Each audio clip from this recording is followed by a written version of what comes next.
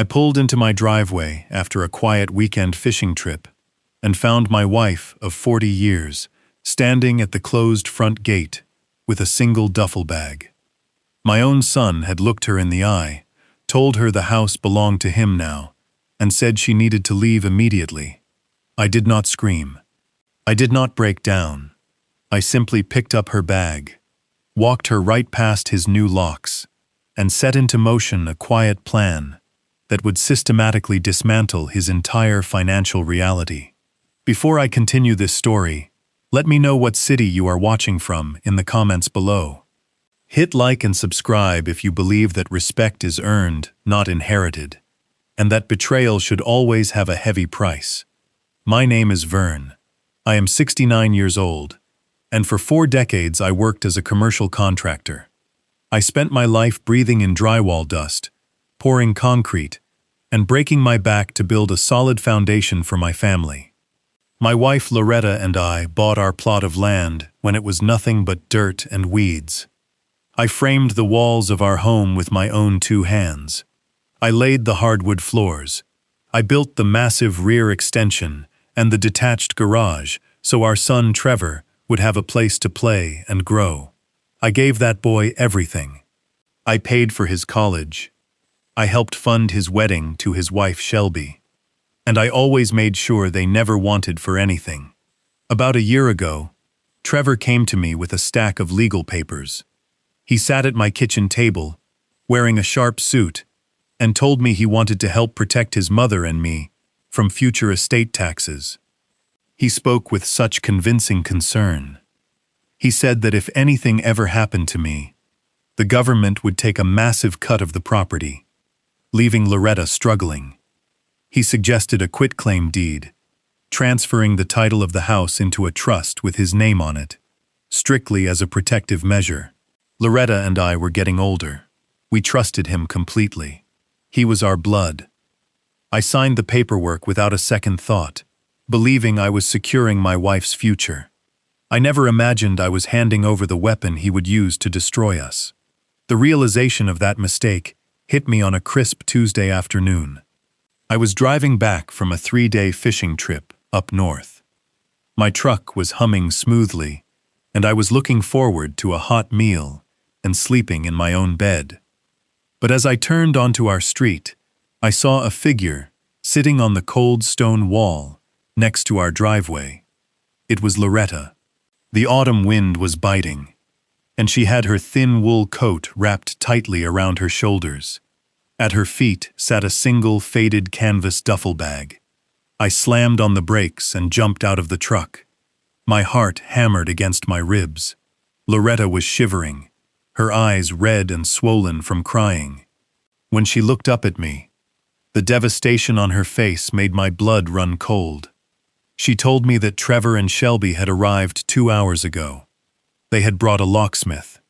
Shelby had coldly informed her that they were taking possession of the property for urgent renovations and that Loretta needed to vacate the premises immediately.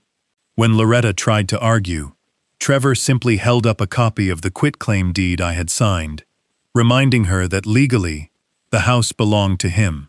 He told his own mother to pack a single bag and wait outside. I stood there on the sidewalk, looking at the heavy wrought iron gate. There was a brand new heavy-duty padlock shining on the latch. A normal father might have started screaming. A normal man might have grabbed a tire iron from the truck and smashed the lock to pieces. But I spent 40 years managing chaotic construction sites. You do not survive in the commercial contracting business by losing your temper when a structure fails. You survive by analyzing the weakness and dismantling the problem, piece by piece. My grief immediately hardened into a cold, calculated focus. I did not raise my voice. I bent down, picked up Loretta's duffel bag, and took her by the hand. I walked her around the perimeter of the stone wall to the side gate. Trevor and Shelby had changed the main locks, but they had forgotten one crucial detail. I built every inch of this house. Years ago, I installed a discreet contractor lockbox behind a loose brick near the utility meter for emergencies. I slid the brick away, punched in the 4-digit code, and pulled out my heavy brass master key. I slipped the key into the side door, turned it, and heard the satisfying click of the deadbolt sliding back. We stepped into the kitchen. The smell of freshly brewed espresso filled the air. Trevor and Shelby were sitting at our custom oak dining table, the one I had built by hand, drinking my expensive coffee and looking at paint swatches. When they heard our footsteps, their heads snapped up. Shelby dropped her coffee cup, her mouth falling open in shock. Trevor jumped to his feet, his face turning pale. He immediately adopted a defensive, aggressive posture. He pointed a finger at me and raised his voice, demanding to know how I got inside. He started shouting about trespassing, claiming he had the legal right to be there, and threatening to call the police if we did not leave our own home immediately. I let him yell. I let him show me exactly the kind of man he had become. I did not argue the legality of the deed. I knew the law, and I knew that technically my signature was on that paper. Arguing with a fool only makes two fools. Instead, I looked at him with an absolute, chilling silence that made his voice falter. I turned to Loretta and told her to go upstairs and pack exactly 3 large suitcases with our most essential clothing and personal items. She hesitated, looking at me with fearful eyes, but my calm demeanor gave her the strength to move. While she packed, I stood in the kitchen and stared at my son. The silence in the room grew heavy and suffocating. Shelby tried to cross her arms and look intimidating, muttering something about how we should have expected this, how an old couple didn't need a 4-bedroom house anyway. I ignored her entirely. I just kept my eyes locked on Trevor. I watched him shift his weight from foot to foot. He was sweating. He expected me to beg. He expected me to cry or fight, which would have given him the satisfaction of feeling superior. My compliance unnerved him deeply. 20 minutes later, Loretta came downstairs with the suitcases. I took them from her, walked to the front door, and paused. I looked back at the boy I had carried on my shoulders, the boy I had taught to ride a bike on this very driveway. I felt a profound, irreplaceable loss, but it was immediately replaced by an iron determination. I gave him one final nod and said in a low, steady voice, "Enjoy the house, son." I loaded the suitcases into my truck, helped Loretta into the passenger seat, and drove away without looking back in the rearview mirror.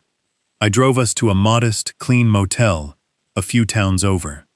It was a cheap place with buzzing neon signs and thin walls, but it was safe. Loretta sat on the edge of the squeaky mattress and finally broke down. She cried for the home we had lost and the son who had betrayed us.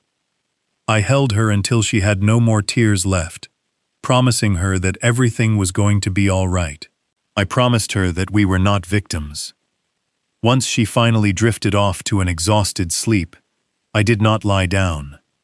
I walked over to the small particle board desk in the corner of the room, opened my heavy-duty laptop, and connected to the motel internet. If Trevor wanted to play a game of legal and financial warfare, he had vastly underestimated his opponent. I spent my entire career dealing with zoning laws, property liens, and municipal codes. I navigated to the county property records database and entered our home address. I needed to know why this was happening now. Trevor had held that deed for a year. Why the sudden, desperate eviction? I pulled up the public title history and scanned the recent filings. My eyes stopped on a document filed just 3 weeks ago. My breath caught in my throat. Trevor had not just taken the house to live in it. He had leveraged the property. He had used the house as collateral to secure a massive commercial loan for $400,000. I dug deeper into the public business filings and found the destination of the funds. The money had been funneled directly into an LLC, registered under Shelby's name. She owned a high-end luxury clothing boutique downtown that I knew from passing conversations had been bleeding money for months. The picture became crystal clear. They were drowning in business debt. Shelby's boutique was failing, and Trevor had used my life's work as a personal ATM to bail her out. He evicted us because the bank required proof of unencumbered primary residence for the commercial loan terms. Or perhaps they were planning to gut the house and flip it for a quick cash sale to cover their massive liabilities. I sat back in the cheap motel chair, the blue light of the laptop screen reflecting in my eyes. The initial shock of the betrayal evaporated entirely, leaving only a cold, mechanical strategy in its place. Trevor thought he had outsmarted a tired old man. He thought that by taking the physical house, he had won the war, but he had just exposed his throat. He had tied his entire financial survival to a commercial loan leveraged against a property I knew better than the back of my own hand. He had transformed our home from a stolen asset into a massive, fragile financial liability. I closed the laptop as the sun began to rise outside the motel window. I was no longer a grieving father. I was a contractor, assessing a demolition project. Trevor and Shelby wanted to take everything I had built. They wanted to throw us to the curb and fund their lifestyle with our blood and sweat. But they did not realize the foundation they were standing on was rigged to collapse. The silent adjustment had begun, and I was going to make sure that by the time I was finished, they would not have a single penny left to their names. The buzzing neon sign outside our motel window finally flickered off as the morning sun began to bleed through the thin curtains. I sat on the edge of the stiff mattress, listening to Loretta breathe.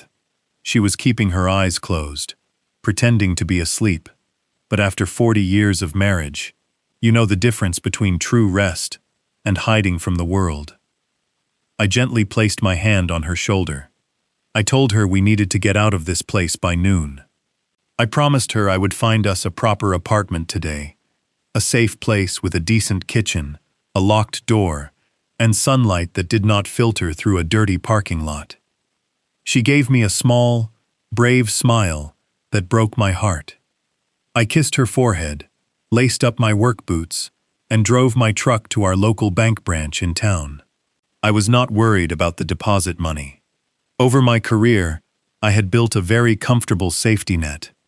We had a primary checking account holding nearly $40,000. It was our liquid cash, meant for rainy days, sudden medical bills, or emergencies, exactly like the nightmare we were currently living. That money was built on early mornings, sore muscles, and long weeks away on construction sites. About 5 years ago, when the bank started pushing everyone toward digital applications and paperless statements, my son Trevor offered to help us navigate the new system.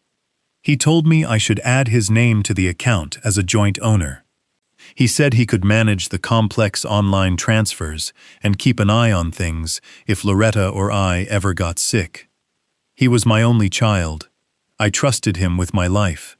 I signed the banking paperwork without a second thought. The small bell above the glass doors chimed as I walked into the bank lobby. The air conditioning was cold, and the space was quiet, filled with the soft hum of computers. I walked up to the teller window. The young man behind the glass recognized me immediately. I had been depositing commercial contracting checks at this specific branch for decades. I greeted him and asked him to draft a cashier's check for $6,000. I needed enough to cover the first month of rent, the last month, and a security deposit for a luxury senior living complex a few miles down the road. I slid my debit card and my state identification across the polished counter. The teller smiled warmly, tapped a few keys on his keyboard, and looked at his monitor. Then his smile faded completely. He frowned, tapped a few more keys, and leaned closer to the glowing screen. He asked me to wait for just a moment, excused himself, and walked over to speak with the branch manager. I stood there, shifting my weight on the tile floor. A cold knot began to form in the pit of my stomach. When you spend your life working in commercial construction, you develop a sixth sense for when a foundation is about to crack. I knew before the manager even walked over that the ground beneath me was giving way. The branch manager walked to the window. He was a man my age, and he looked at me with deep, uncomfortable sympathy. He told me the account was empty. I asked him to run the numbers again. I kept my voice perfectly level, explaining that there had to be a banking error, that there was nearly $40,000 in that account just 3 days ago, before I left for my fishing trip. The manager turned his monitor slightly so I could see the screen through the glass. He told me the entire balance had been transferred out to an external private account the previous morning. He pointed to the digital authorization signature on the transaction slip. It was Trevor. I did not gasp. I did not pound my fist on the counter or shout at the manager. I just stared at the green numbers on the screen. Trevor had not just taken the house. Taking the physical property was a desperate business move to save his wife's failing boutique. But draining my primary checking account was something entirely different. It was an act of absolute malice. It was a calculated, predatory strike designed to starve us out. He wanted to paralyze his own mother and father.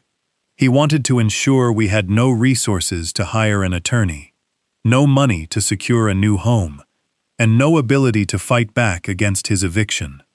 He wanted us completely desperate and dependent on his mercy.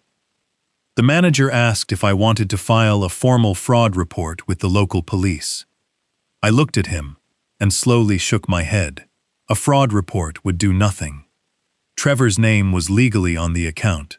Technically, he had the right to withdraw every single penny. I thanked the manager for his time, took my debit card back, and walked out into the bright morning sunlight. The heat of the pavement radiated through the soles of my boots. I climbed inside my truck and shut the door, sealing myself in the quiet cab. I gripped the steering wheel until my knuckles turned white. My own flesh and blood had decided that my wife and I were entirely disposable. He had looked at the woman who raised him, the father who built his entire life, and decided we deserved to be discarded with absolutely nothing. The sheer cruelty of it was staggering. But as I sat there breathing in the warm air of the truck, the sting of betrayal burned away the last lingering ounce of fatherly guilt I had left inside my chest. Trevor thought he had severed my oxygen supply. He thought I was just a retired, trusting old man who did not understand modern finance or aggressive tactics. He was blinded by his own arrogance and greed. He forgot who he was dealing with.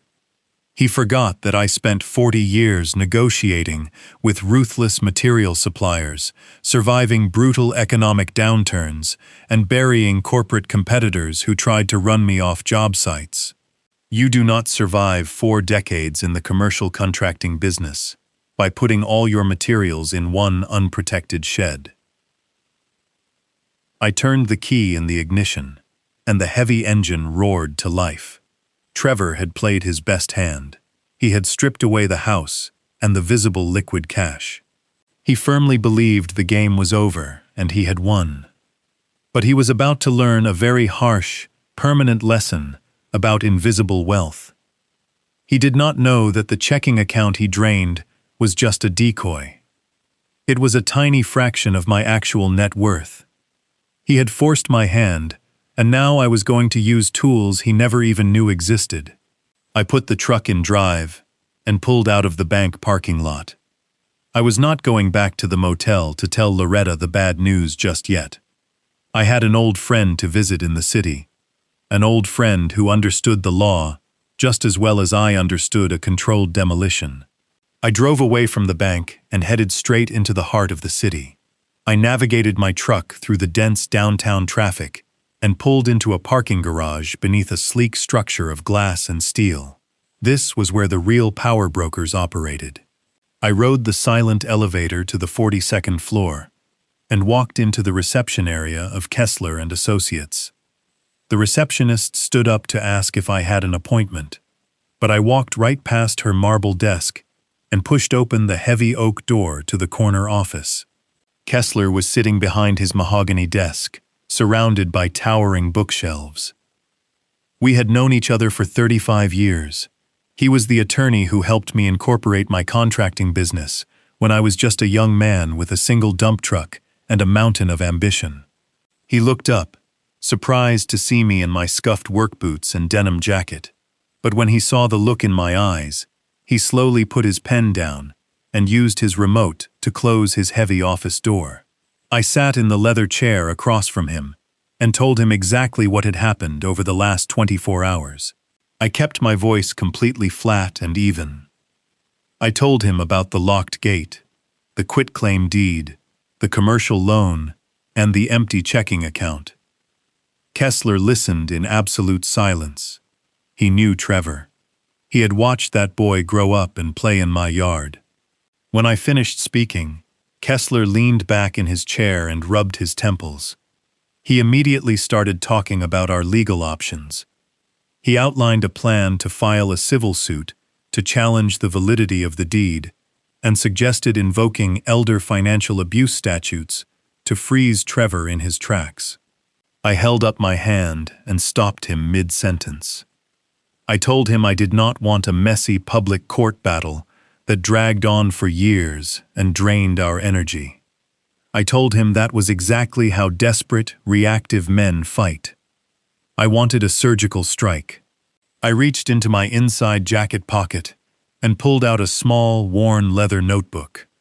I slid it across the polished desk. Kessler opened the notebook, and his eyes widened. Trevor firmly believed I was just a tired blue-collar worker who got lucky building houses in the suburbs. He thought my entire net worth was tied up in that primary checking account and the drywall of our family home. What my son never understood was that commercial contracting in the 1980s and 90s was an absolute blood sport. You did not survive those brutal decades by being naive or trusting. You survived by outsmarting corporate developers, burying crooked material suppliers in relentless paperwork, and anticipating every possible betrayal before a contract was ever signed. I spent my life swimming with sharks, and I knew how to bleed a bad contract dry. I told Kessler to look closely at the numbers written on those pages. 30 years ago, I quietly set up an irrevocable independent retirement trust. Every time my company finished a major municipal project, whether it was a shopping center, a hospital wing, or a block of city offices, I funneled a percentage of the profits directly into that trust. I never told Loretta the exact amount, because I never wanted her to carry the burden of managing wealth, and I certainly never told Trevor. I wanted my son to build his own empire. I wanted him to earn his own calluses and understand the value of a hard-earned dollar. I wanted him to be a strong man, not a spoiled heir waiting around for a payout. The balance in that hidden trust was sitting comfortably at just over $4 million in highly liquid assets. Trevor had drained $40,000 from a decoy account and genuinely thought he had bankrupted me. I leaned forward and told Kessler I needed him to establish an anonymous, limited liability company by the end of the business day. I wanted it registered in a state with the strictest corporate privacy laws in the country. I explicitly instructed him that there must be absolutely no public paper trail linking my name or his law firm to this new entity. It had to be a complete ghost. Kessler looked at me over the rim of his glasses. He knew exactly what kind of foundation I was pouring. He asked me what the ghost company was going to do. I placed my hands flat on his desk and laid out the blueprint. We were going straight to the secondary debt market.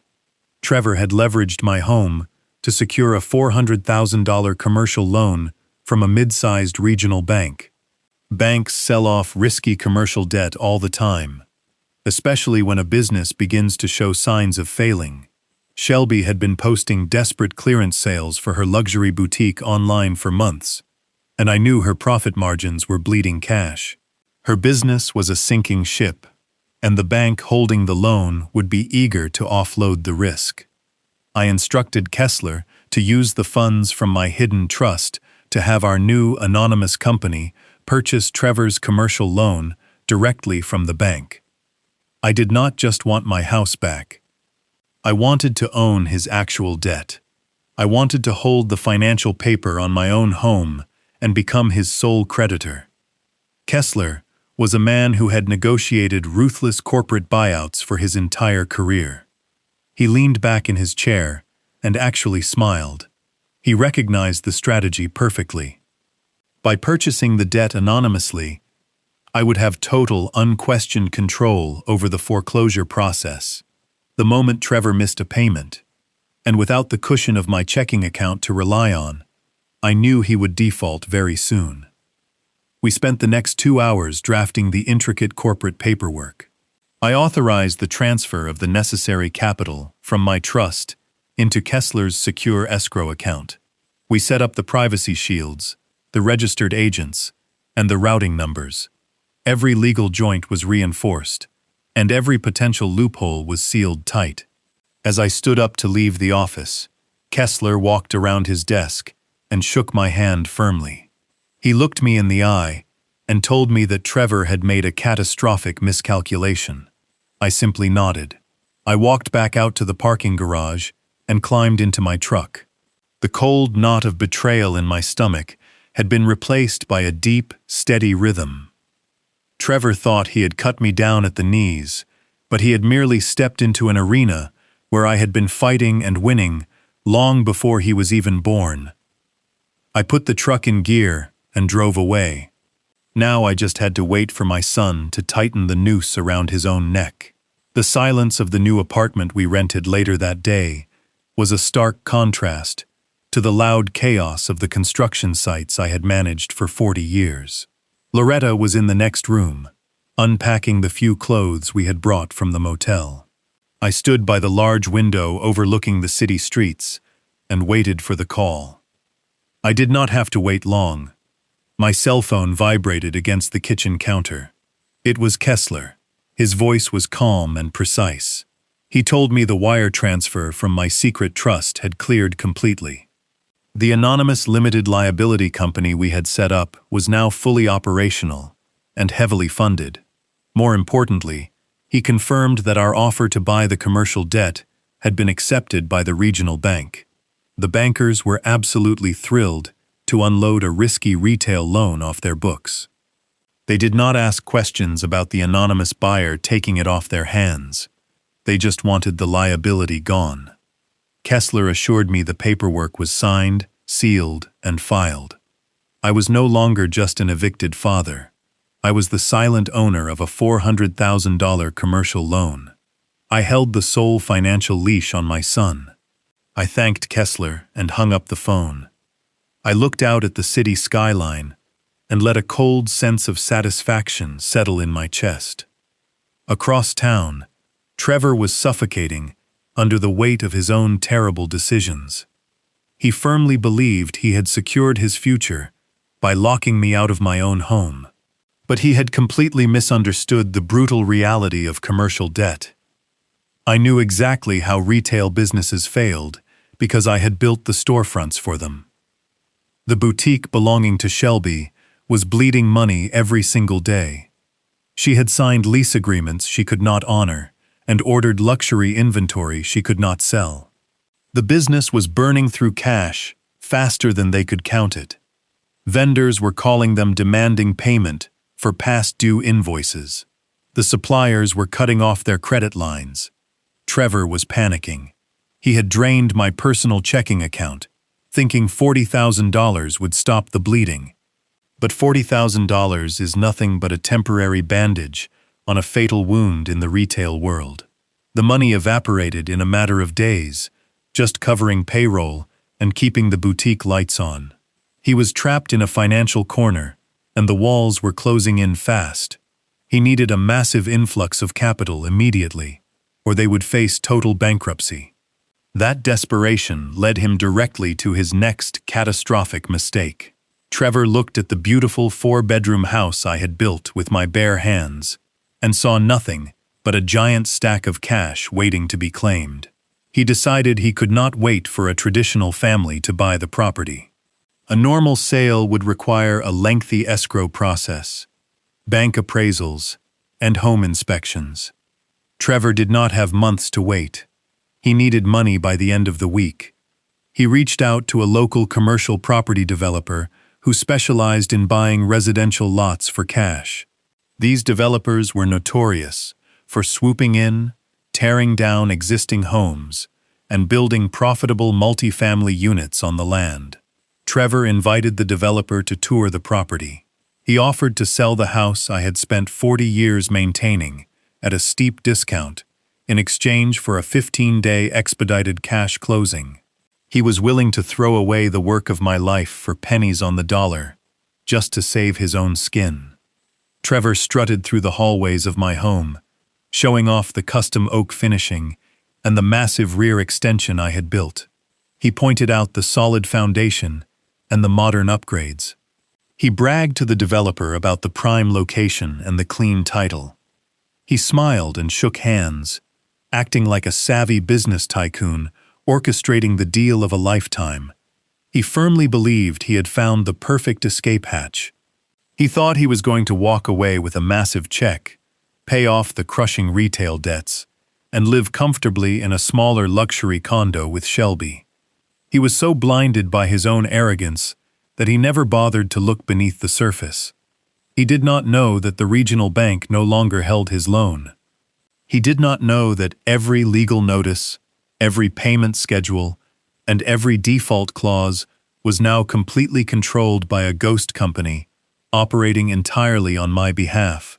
He was proudly arranging the sale of a property while standing on a financial trapdoor that I had already unlatched. I spent the afternoon sitting at the small dining table in our new apartment, making sure every legal document was perfectly aligned. I reviewed the terms of his commercial loan carefully. The covenants were incredibly strict. If the property was listed for sale, without prior authorization from the debt holder, the loan could immediately go into default. If a single monthly payment was missed by even one day, the grace period was virtually non-existent. Trevor had signed these aggressive terms because he was desperate for the initial startup cash. He never read the fine print because he assumed he would always have my stolen money to fall back on. I poured myself a glass of water and listened to Loretta humming softly in the living room. She was starting to feel safe again, and that was all that mattered to me. I had shielded her from the brutal mechanics of what I was doing. I did not want her gentle heart to carry the weight of destroying our son financially.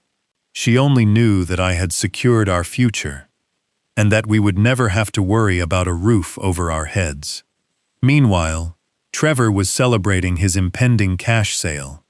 He and Shelby were probably drinking champagne in my kitchen, toasting to their brilliance and their bright future. They thought they had successfully discarded the dead weight of an old man and stolen a fortune in the process. They were running full speed toward the finish line, completely unaware that the track ended at the edge of a cliff. I was not going to stop them. I was not going to call and warn my son about the impending disaster. I was simply going to sit back, watch him sprint blindly into the dark, and wait for the exact right moment to pull the ground out from under his feet. I parked my heavy-duty truck 3 blocks down the quiet suburban street from my old house. I sat in the driver's seat, holding a cold cup of coffee, watching the front yard through a pair of hunting binoculars. I knew the developer was coming today because Kessler had eyes all over the local commercial real estate market. My lawyer had told me exactly when this meeting was scheduled to happen. A sleek black luxury sedan rolled up to the curb right on time. A man in a sharp gray suit stepped out onto the pavement. This was the local developer Trevor had called. He was a notorious shark, known for buying distressed residential properties with pure cash, tearing them down or flipping them for a massive profit. He was exactly the kind of buyer A desperate man calls when he needs $500,000 by the end of the week. The front door opened, and my son walked out to greet him. Trevor was wearing a designer button-down shirt, trying to look like a man who belonged in the big leagues. He shook the developer by the hand, with entirely too much enthusiasm. I watched his body language through the lenses of my binoculars. He was practically vibrating with nervous energy. He needed this sale to go through more than he needed oxygen. Shelby was likely inside the house, pacing the hardwood floors and calculating exactly how many days they had left before the boutique vendors forced them into total bankruptcy. Trevor led the developer inside the house, and I knew exactly what kind of tour he was giving him. He would walk that man through the wide hallways I had framed and insulated with my own 2 hands. He would show off the custom oak cabinetry I had sanded and stained. He would point out the massive rear extension, the soaring ceilings, and the reinforced concrete foundation. Trevor was trying to sell my blood, my sweat, and my decades of hard work to save himself from his own reckless mistakes. And the worst part was that my craftsmanship was absolutely flawless. The house was a fortress.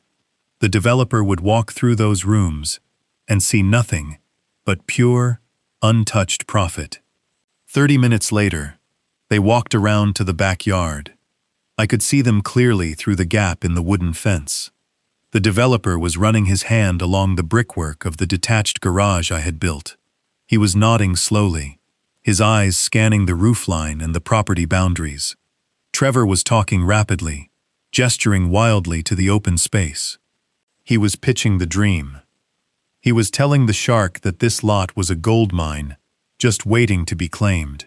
He probably told the man that his elderly parents had moved to a retirement community, and he was just looking to liquidate the asset, quickly, to free up capital for his own brilliant investments.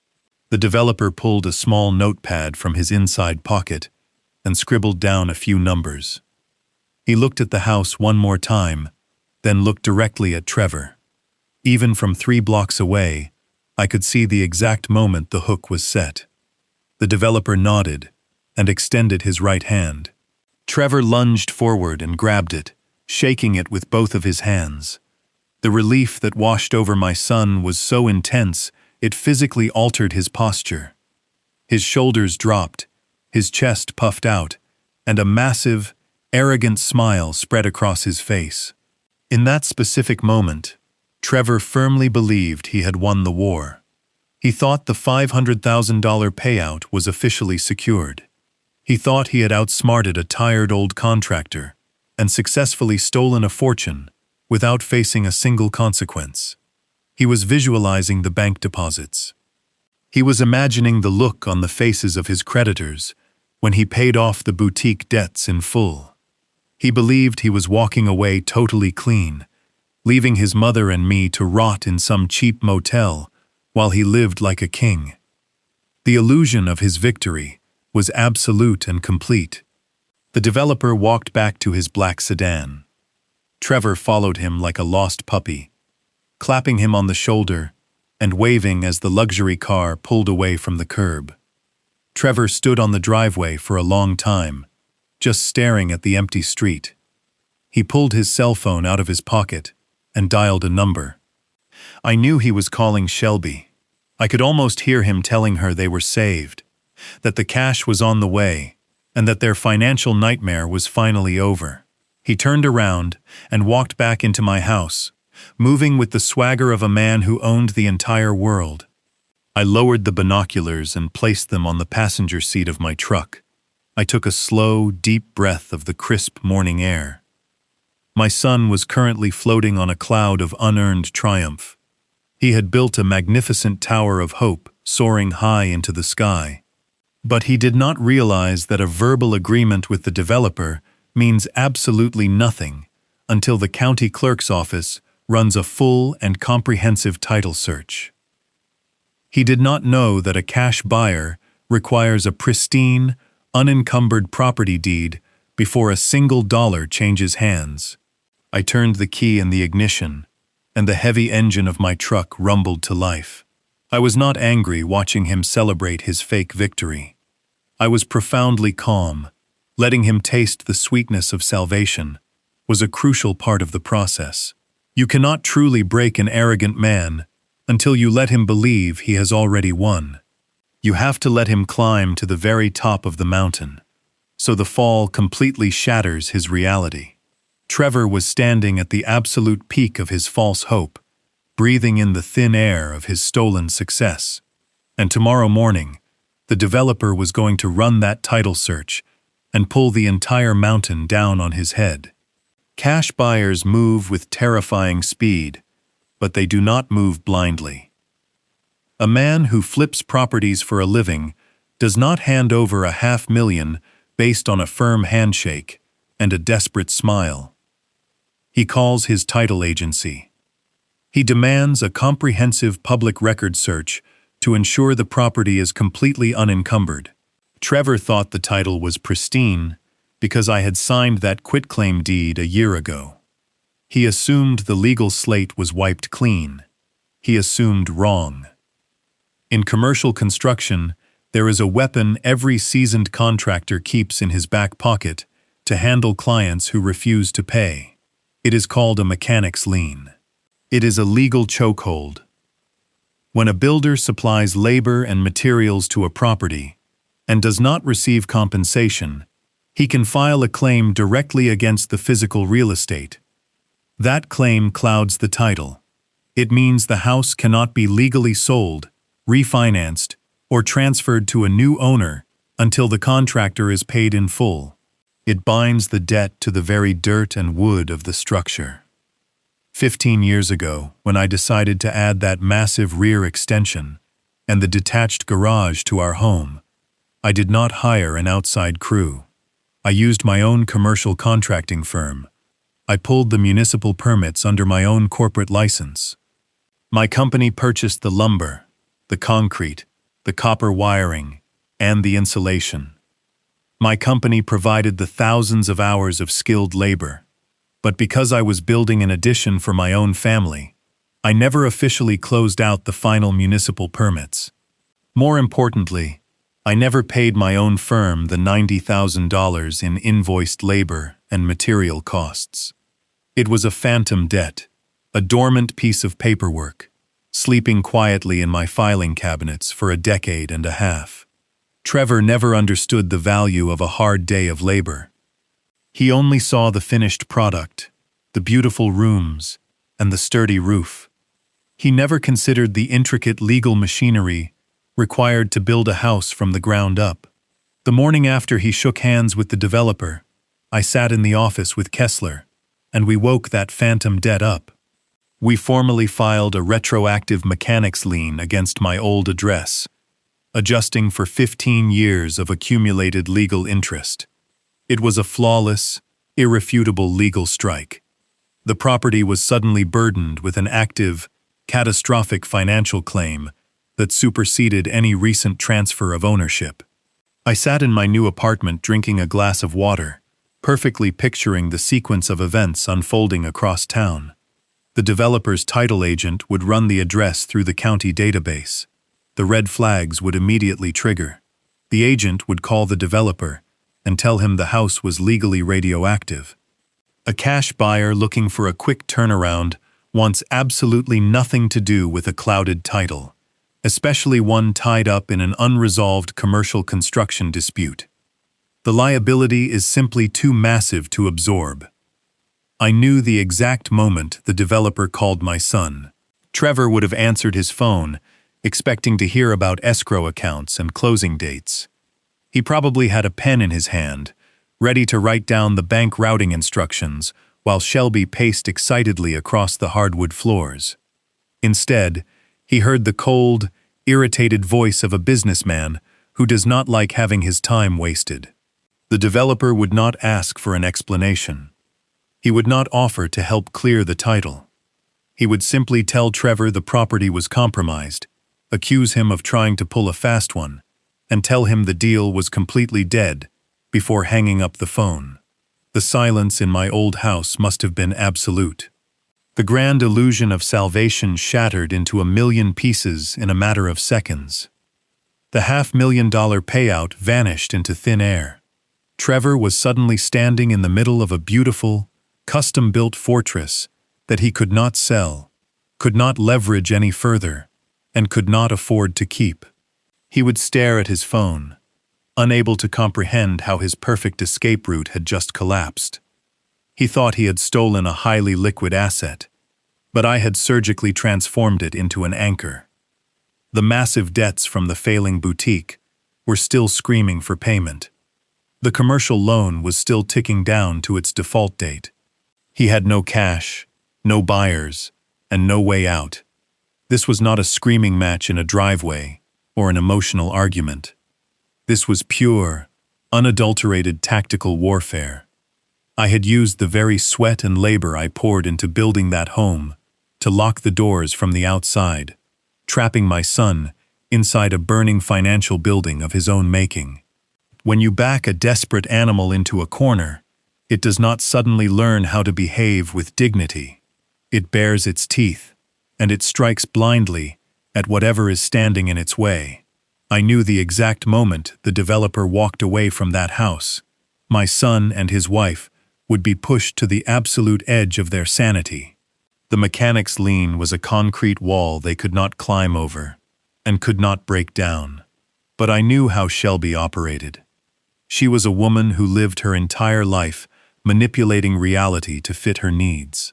When the financial avenues closed, she did not look for a solution. She looked for a weapon. I received a phone call from Kessler late that afternoon. His voice was unusually tight, lacking his usual calm courtroom demeanor. He had contacts deep within the county and municipal systems, and one of those contacts had just flagged an emergency petition filed under my name. Trevor and Shelby had realized they could not legally defeat the lien as long as I was the one holding the pen. So they decided to convince the state that I was no longer capable of holding a pen at all. They decided to attack my mind, my freedom, and my fundamental human rights. Kessler explained the sheer depravity of the report they had submitted to Adult Protective Services. Shelby had convinced Trevor to weave a completely fabricated and deeply disturbing narrative. They claimed that I was suffering from rapid and severe dementia. They told the authorities that my mind was completely gone, that I was hoarding assets, and that my actions with the property lien were the erratic, paranoid behaviors of a man who had lost his grip on reality. But the cruelty of their plan did not stop at calling me crazy. To guarantee that the state would respond with immediate and overwhelming force, they had to raise the stakes. They told Adult Protective Services that I was actively abusing Loretta. They painted a sickening picture of a violent, confused old man holding his frail wife hostage in a new, unknown apartment. They claimed Loretta was in immediate physical danger and needed to be rescued from my supposedly aggressive outbursts. I sat in the quiet living room of our new apartment, listening to Kessler detail the lies my own flesh and blood had put down on official government paperwork. Taking my house was a business decision driven by greed. Draining my bank account was an act of pure financial cruelty. But this was something entirely different. Falsely accusing me of abusing the woman I have loved, cherished, and protected for 40 years was crossing a moral line that could never be uncrossed. They were trying to weaponize the state against my family, to steal my assets. Their endgame was brutally clear. If they could get a social worker and a judge to declare me legally incompetent, they could petition for emergency guardianship over my estate. As my guardian, Trevor would have the legal authority to nullify the mechanic's lien, sign the title over to the developer, and force me into a locked state-run psychiatric facility while he pocketed the cash. He was willing to strip away my freedom and lock me in a cage just to save his wife's failing clothing boutique. I looked across the room at Loretta. She was sitting in a comfortable armchair reading a book, bathed in the soft afternoon sunlight. She looked peaceful and safe. The thought of heavily armed police officers and skeptical social workers barging through our door to question her safety made my blood run entirely cold. My son was willing to subject his own mother to the trauma of an elder abuse investigation, just to serve his own selfish needs. I thanked Kessler for the warning and hung up the phone. I did not feel panic. Panic is a useless emotion that clouds your judgment and makes your hands shake. What I felt was an absolute, freezing resolve. Trevor and Shelby had decided to play the dirtiest game imaginable. They thought an old retired contractor would be easily rattled by the badge of a social worker and the threat of a mental institution. They thought I would crumble under the pressure of a state investigation and surrender my assets just to make the nightmare stop. They were deeply mistaken. I had spent my entire life dealing with municipal inspectors, city planners, and aggressive regulators who tried to shut down my construction sites over fabricated code violations. I knew exactly how bureaucrats operated, and I knew exactly how to dismantle a false accusation before it ever gained traction. I walked over to my desk and opened the heavy leather briefcase I had brought with me from the motel. I pulled out a crisp white envelope containing a document I had secured precisely for a moment like this. I was not going to be a victim of a fraudulent welfare check. I was going to turn their dirty trick into the very evidence that would ultimately destroy them. The morning sun was pouring through the floor-to-ceiling windows of our new apartment, casting a warm glow across the polished hardwood floors. Loretta was standing at the kitchen island, pouring a second cup of decaffeinated coffee. The air was quiet and smelled of roasted beans and fresh laundry. For the first time since we were locked out of our home, the tension in her shoulders had finally disappeared. We had found a sanctuary, a place where my son and his wife could not reach us. But a man who spends his life building commercial structures knows that peace is often just a temporary pause before the next load-bearing wall is tested. The knock on our front door was not a polite, neighborly tap. It was 3 heavy, measured strikes of a closed fist against solid wood. It was the kind of knock that demands immediate attention and carries the weight of authority. Loretta froze, holding the glass coffee pot in midair. The color drained completely from her face. She looked at me with eyes wide with sudden terror. She knew exactly who it was. Kessler had warned us that Trevor and Shelby had crossed the line and called the state. But knowing a storm is coming and watching the tornado rip the roof off your house are 2 entirely different things. I placed my hand gently over hers, taking the glass pot and setting it down on the granite counter. I told her to take her coffee, walk into the living room, and sit in her favorite armchair. I told her to pick up the novel she had been reading and turn the pages as if it were any other ordinary Tuesday. Panic is exactly what they want to see, I whispered to her. We are going to give them nothing but absolute, boring calm. I walked down the short hallway to the front door and looked through the brass peephole. Standing on our welcome mat was a stern-looking woman in a gray business suit holding a thick clipboard. Flanking her on either side were 2 uniformed city police officers. Their postures were rigid. Their hands rested casually but purposefully near their utility belts. They were not here to ask for directions. They were here to execute a state-mandated intervention based on the malicious lies my own son had sworn to be true. Trevor had told these people that I was a violent, confused old man. He had painted a picture of a paranoid hoarder who had lost his grip on reality and was actively holding his frail wife hostage. He had weaponized the legal system to strip away my fundamental human rights, all so he could gain legal guardianship and steal the equity from my home. I took a slow, deep breath, regulating my heart rate. If I opened this door and showed even a fraction of the burning anger I felt inside, the officers would immediately interpret it as the erratic aggression Trevor had reported. The trap was perfectly set.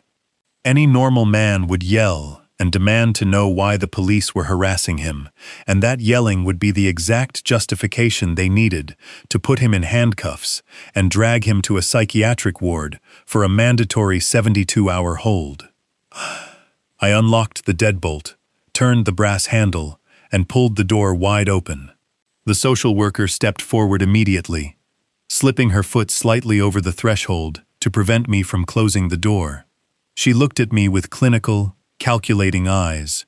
She introduced herself as a caseworker with Adult Protective Services. She stated my full legal name and asked if she was speaking to the correct person. I kept my voice perfectly level, politely confirming my identity. She did not smile. She told me that her office had received a priority emergency report from an immediate family member. She stated that there were severe, credible concerns regarding my cognitive decline and the physical safety of my wife. She told me that due to the nature of the accusations, she and the officers needed to enter the premises immediately to conduct a comprehensive wellness check and interview both me and my wife separately. The two police officers stepped closer, narrowing the gap between us.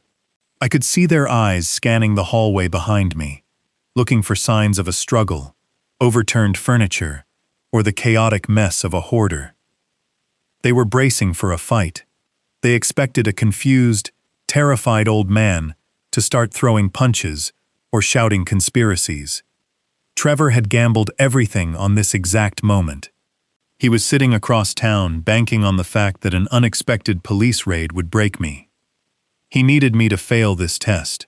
If the state declared me incompetent, my mechanic's lien would be voided, my assets would be frozen, and he would be granted total control over my estate. He would save his wife's luxury boutique by selling my freedom. I did not block the doorway. I did not raise my voice to defend myself or call my son a liar. I simply stepped aside, opening my home to the authorities. I looked the social worker directly in the eye and told her she was more than welcome to come inside. I offered the officers a cup of fresh coffee and gestured toward the sunlit living room where Loretta was sitting peacefully, turning the page of her book. The social worker walked past me, gripping her clipboard tightly. The officers followed, stepping into our pristine, perfectly organized apartment. The air was quiet and smelled of fresh coffee. There was no chaos, no violence, and no confusion. But I knew the true test had just begun. The social worker was trained to dig deep, to ask manipulative questions designed to expose cognitive decline. The next 10 minutes would determine whether I slept in my own bed tonight or behind the locked doors of a state facility. I closed the front door behind the officers, sealing us inside, knowing I had to play this completely perfectly. The social worker stood in the center of our living room. Her eyes darted from corner to corner, taking in the spotless hardwood floors, the neat stacks of magazines on the glass coffee table, and the warm sunlight pouring through the large windows. The two police officers mirrored her movements. They were trained to look for the subtle signs of elder abuse and cognitive decay. They expected to find spoiled food on the counters, strange smells in the air, or the chaotic clutter of a mind that had lost its grip on reality. Instead, they found a quiet luxury apartment that smelled of fresh espresso and clean linen. Loretta slowly closed her novel and placed it on the side table. She looked up at the three intruders with a polite, confused smile. She did not tremble, and she did not cower. She possessed the quiet, unshakable grace of a woman who had been fiercely loved and protected for 4 entire decades. She asked the officers if there was an emergency in the building. Her voice was steady and completely devoid of fear. The social worker stepped forward and introduced herself to my wife. She explained that she needed to conduct a private interview in a separate room. This is standard procedure in domestic abuse investigations. They separate the supposed victim from the supposed abuser to ensure the victim can speak freely without the threat of immediate retaliation. A guilty man would have protested. A controlling husband would have demanded to stay in the room. I simply nodded, pointed toward the guest bedroom down the hall, and told them to take as much time as they needed. I sat alone at the kitchen island, listening to the faint murmur of voices behind the closed guest room door. I knew exactly what kind of questions the social worker was asking Loretta. She was asking if I ever raised my voice, if I ever prevented her from leaving the house, if I hid her money, or if I ever laid a hand on her in anger. I felt a brief flash of pure hatred for my son, for subjecting his mother to such humiliating questions. But I let the anger pass through me like water. I knew Loretta was answering them with absolute, flawless clarity.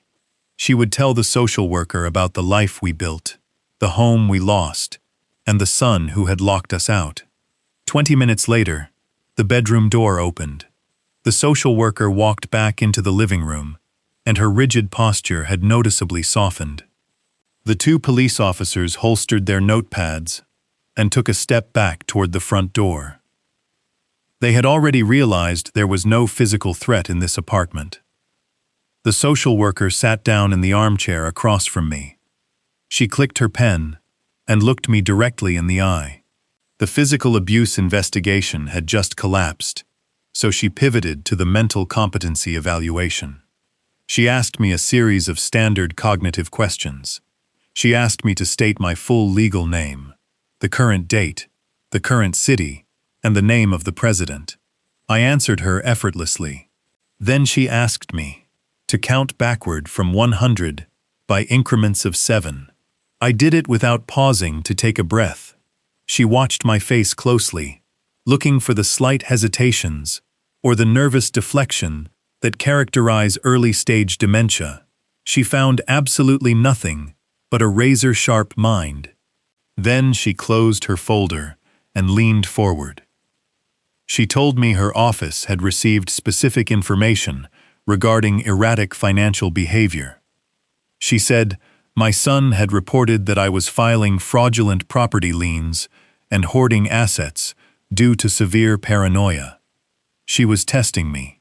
She was trying to see if the mention of my son or the property would trigger a delusional rant. Trevor was betting everything on the hope that I would start screaming about stolen houses and ghost companies, making me look like a raving lunatic. I did not raise my voice. I did not get defensive. I looked the social worker in the eye and told her that I was a retired commercial contractor. I explained that I had filed a completely legal mechanics lien on a property I previously owned because I was never compensated for the labor and materials used to build a massive rear extension 15 years ago. I kept my explanation entirely factual, relying on dates, permit regulations, and standard contract law. I watched the social worker's expression shift from clinical skepticism to genuine curiosity. I told her that my son had leveraged that property to secure a $400,000 commercial loan for a failing retail business. I explained that he was currently attempting an expedited cash sale to a local developer to avoid default, and my legal lien had successfully paralyzed his transaction. The social worker stopped writing.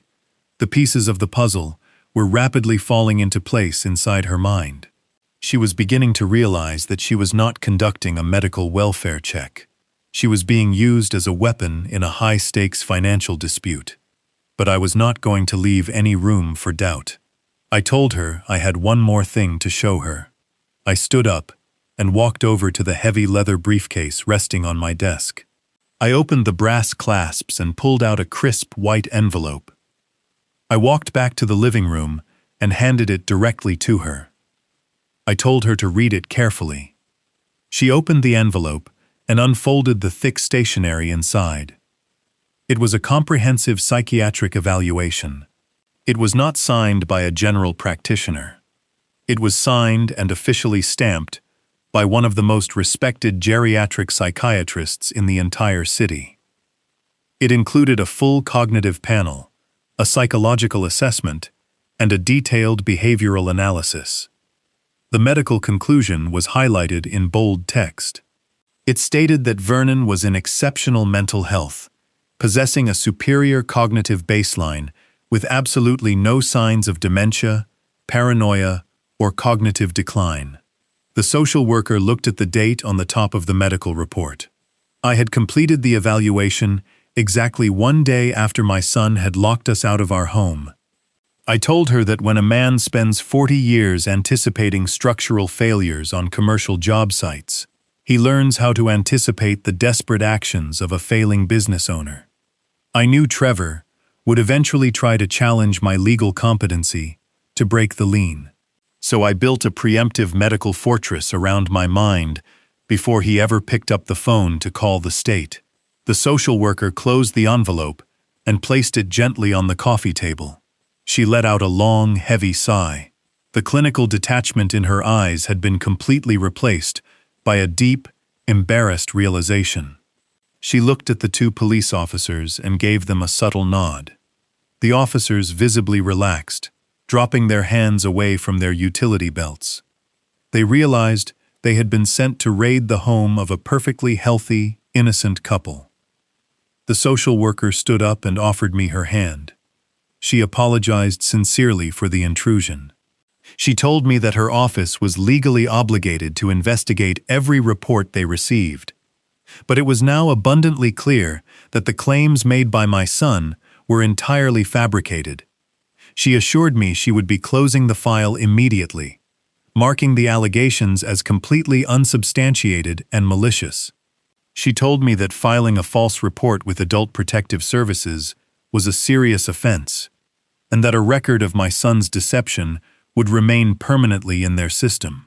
I shook her hand and walked her and the officers to the front door. I thanked them for their time and their professionalism.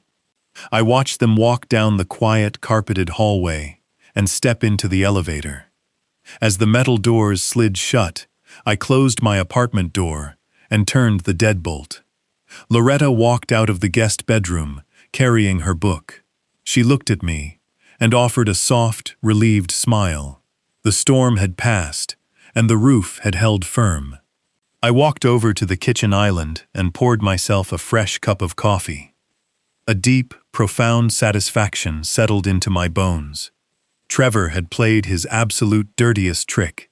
He had tried to strip away my freedom and lock me in a cage, but he had swung a sledgehammer at a reinforced steel beam, and the recoil was about to break his own wrists. He had officially handed me the exact weapon I needed to destroy his life. The defensive phase of this war was over. It was time to go on the offensive. The morning after the state authorities walked out of our apartment, I drove straight back into the city. I carried a single piece of paper inside a manila folder. It was the official clearance letter from the Department of Adult Protective Services. The social worker had kept her word. She had closed the case and formally documented that the allegations made by my son were entirely fabricated, malicious, and completely unsubstantiated.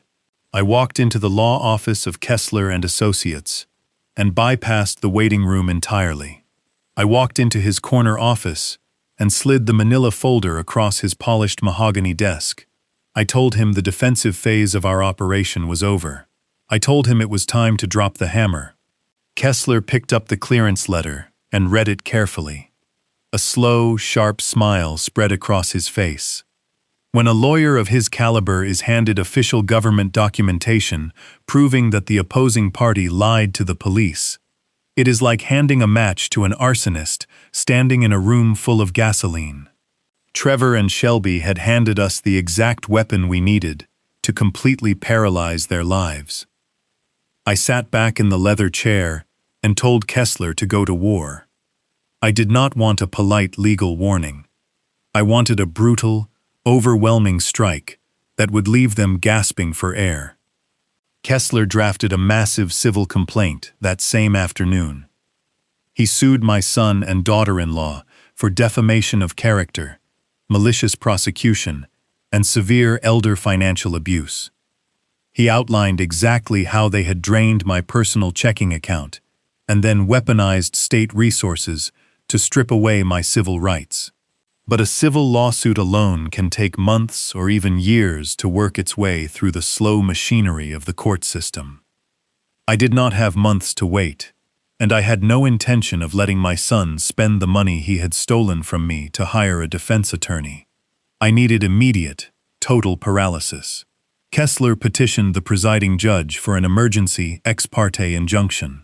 This is a rare and aggressive legal maneuver, used only when there is an immediate threat of irreparable harm.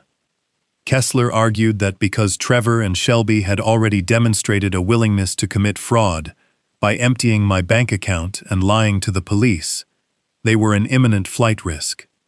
He argued that if they were allowed to maintain control of their finances, they would hide offshore or dissipate the stolen assets before we ever saw the inside of a courtroom. The judge reviewed the evidence. He looked at the cleared psychiatric evaluation, the dismissed police report, and the bank transaction logs, showing my son draining $40,000 from my account. The judge did not hesitate for a single second. He immediately granted the emergency injunction. A judicial order was dispatched electronically to every major financial institution in the county. With the stroke of a pen, the judge effectively locked my son and his wife inside a financial vault and threw away the key. The impact was instantaneous and devastating. It happened on a Thursday afternoon, right in the middle of the business day. Shelby was standing behind the marble checkout counter of her failing luxury boutique. She was already drowning in debt and desperate to keep her business afloat.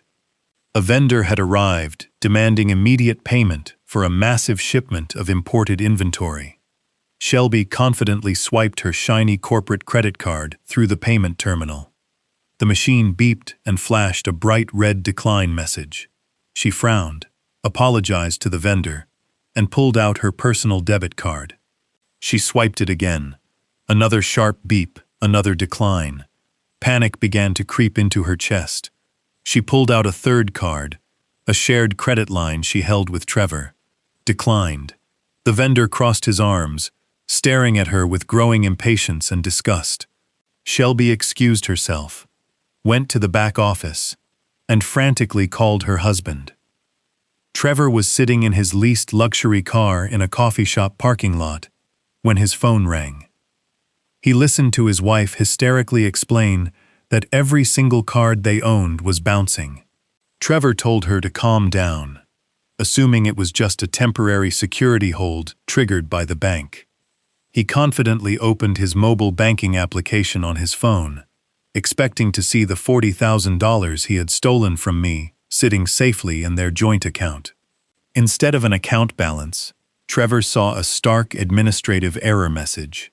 His screen displayed a notification that his access had been revoked, and his funds were frozen pursuant to a court order. The illusion of his brilliant plan shattered instantly. Trevor threw his car into gear and drove recklessly to the nearest branch of his bank. He walked into the exact same lobby where I had stood just days prior. He marched up to the teller window, demanding to know why he could not access his money. The teller typed his name into the system, and her face went pale. She immediately called for the branch manager. The manager handed Trevor a printed copy of the judicial freeze. Trevor snatched the paper and scanned the dense legal text. His eyes stopped on the header of the document. He saw the plaintiff listed in bold black letters. It was my name, Vernon, his father. The realization of what he had done finally crashed down on his shoulders. He had poked a sleeping bear, and the bear had just bitten off his hands. He was completely locked out of the financial system. He could not buy a gallon of milk. He could not put gas in his luxury car. He could not pay his angry boutique vendors. And he certainly could not afford the massive retainer required to hire a defense attorney to fight my lawsuit. I had taken the oxygen right out of his lungs. He staggered out of the bank and stood on the hot pavement, completely paralyzed by fear. He thought he was untouchable because he had my stolen cash. He never anticipated that I would use the law to lock that cash behind a pane of bulletproof glass that he could look at but never touch. But the frozen bank accounts were only the visible part of the trap. The true horror of his situation was ticking away silently in the background. The end of the month was rapidly approaching. The massive commercial loan he had leveraged against my house, the loan that was now secretly owned by my anonymous company, was coming due. The loan contract had an unforgiving grace period. Trevor stood in the bank parking lot, realizing he had absolutely zero liquidity. He had no way to transfer funds, no way to write a check, and no way to make his commercial loan payment.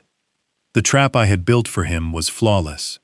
I had not just stopped him from stealing my house. I had engineered a scenario where he was legally forced to hand it back to me. The power dynamic had officially flipped. The arrogant son who had locked his mother out on the street was about to find himself begging for mercy at my front door.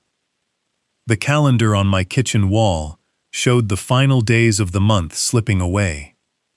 I sat at my dining table, drinking dark roast coffee and watching the city traffic far below.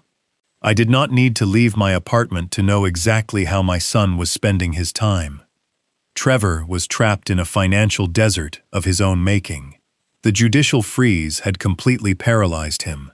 He had no cash to buy inventory for his wife, and no money to hire a defense attorney. He was suffocating under the weight of his own terrible choices. But the real deadline, the one that would permanently break his back, was rapidly approaching. The first of the month was just hours away. In the world of commercial banking, there are no friendly reminders or sympathetic loan officers. A contract dictates the absolute reality of the situation. Trevor had signed an aggressive commercial loan agreement to secure $400,000 for his wife. He used my house as the collateral to guarantee that debt. He assumed he would always have my stolen retirement funds to cover the massive monthly payments. He never bothered to read the fine print regarding missed payments. Commercial loans tied to distressed retail businesses carry brutal, restrictive covenants. The grace period for a missed payment was exactly 0 days. The morning of the first arrived with a heavy gray sky. At exactly 9 a.m, the automated clearinghouse attempted to pull the monthly loan payment from his frozen bank account. The digital transaction hit the judicial blockade and bounced immediately. The payment was rejected due to insufficient accessible funds. The loan officially crossed the line from active to delinquent. My cell phone vibrated on the granite counter. It was a brief, secure message from Kessler. He confirmed that the banking portal for our anonymous limited liability company had registered the failed transaction. The bait had been taken, and the prey was completely caught in the snare. I called Kessler and gave him a single clear instruction. I told him to drop the guillotine. I instructed my lawyer to generate the formal notice of default and to immediately initiate the foreclosure process on the property. My ghost company was officially stepping out of the shadows to claim its collateral. We did not send the documents through the regular postal service. A slow delivery would not deliver the appropriate psychological impact. I wanted Trevor to feel the cold, heavy reality of the legal system crashing down on his shoulders in real time. Kessler hired an elite private process server.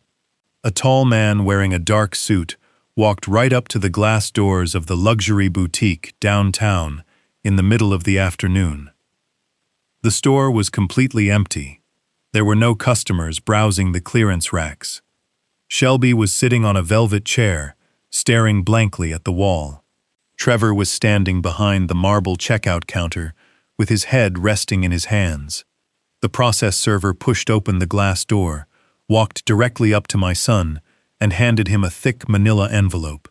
He confirmed his identity, turned around, and walked out without saying a single word. I knew exactly what happened next, because I had orchestrated every single letter on those pages. Trevor tore open the envelope with trembling hands. He pulled out the heavy legal documents and read the bold black text at the very top of the page. Notice of default and intent to foreclose. The document clinically detailed his missed payment and explicitly stated that the holding company was exercising its right to accelerate the loan. The monthly payment schedule was instantly terminated. The entire $400,000 balance, plus severe penalties and legal fees, was now due in full. The document clearly stated that if he could not produce almost $500,000 in cash within 30 days, the property would be legally seized. The house would be auctioned on the courthouse steps to the highest bidder to satisfy the massive commercial debt. Trevor stared at the name of the holding company listed as the primary creditor. It was a faceless corporate entity, registered in a different state with strict privacy laws. He had absolutely no idea that his own father was the sole managing director, sitting in a comfortable apartment just a few miles away, pulling the strings. Panic is a physical reaction that starts in the chest and works its way up to the throat. Trevor was experiencing absolute, total financial terror. He was completely powerless. He could not sell the house to the local developer to pay off the debt because my mechanic's lien clouded the property title. He could not fight the foreclosure in court because his personal and business assets were completely frozen by my defamation lawsuit. He could not borrow money from a different bank because his credit profile was actively imploding under the weight of the default. He had alienated the only family member who had the resources to save him. The doors had locked, and the walls of the room were rapidly shrinking. He had tried to steal my home to fund his arrogant lifestyle, but he had blindly walked into a masterclass in commercial warfare. The financial trap had snapped shut with a deafening crack. He had absolutely nowhere to run. I knew he would come. It was only a matter of hours after the process server dropped that heavy envelope into his hands. When a man exhausts every single lifeline, his pride evaporates. He stops being the arrogant businessman and reverts to the frightened boy who needs his father to fix his broken toys. I sat in the leather armchair of our new apartment, watching the rain gently wash against the floor-to-ceiling windows. Loretta was visiting a friend across town. I had planned it that way. I did not want her to witness the final destruction of our son and his ego. This was a demolition, meant only for the two men who built the tension in the first place. My cell phone buzzed on the glass coffee table. It was not a call. It was a notification from the building security application. Our luxury complex required all guests to be approved at the front desk, and residents could view the lobby cameras directly from their screens. I opened the application and looked at the live video feed. There he was. Trevor was standing in front of the marble concierge desk. The swagger he carried at my old house was completely gone. He was wearing the same designer shirt he wore when he met with the developer, but it was deeply wrinkled. His shoulders were slumped, and his hands were trembling as he gripped the edge of the security counter. I watched him through the screen, analyzing his posture like a stress fracture in a support beam. He was sweating, the kind of cold, sticky sweat that comes from absolute financial terror. He had spent the last 48 hours calling every bank, every private lender, and every wealthy friend he had ever bought drinks for. But the judicial freeze and the active foreclosure notice made him completely radioactive. No one was going to hand $500,000 to a man drowning in a fraud lawsuit. He had nowhere left to turn. The irony was almost poetic. The very father he had locked out in the cold was now the only door he could try to knock on. The concierge called up to my apartment on the intercom. He asked if I would accept a visitor named Trevor. I kept my voice perfectly level and told him to send the young man up to the penthouse floor. I switched the camera view on my phone to the elevator lobby. I watched my son walk toward the steel doors. He looked like a man marching toward a firing squad. He pressed the elevator button and leaned his head against the cold metal wall. He was breathing heavily, rehearsing his lies. I knew exactly what he was doing. He was building a fabricated narrative in his head, trying to figure out how to manipulate me one last time. Trevor was going to tell me that he was the victim. He was going to claim that a ruthless, predatory lending company had tricked him into a bad contract. He was going to beg me to call my old commercial contracting buddies, the wealthy union bosses and developers I had worked with for 40 years, to secure an emergency private loan.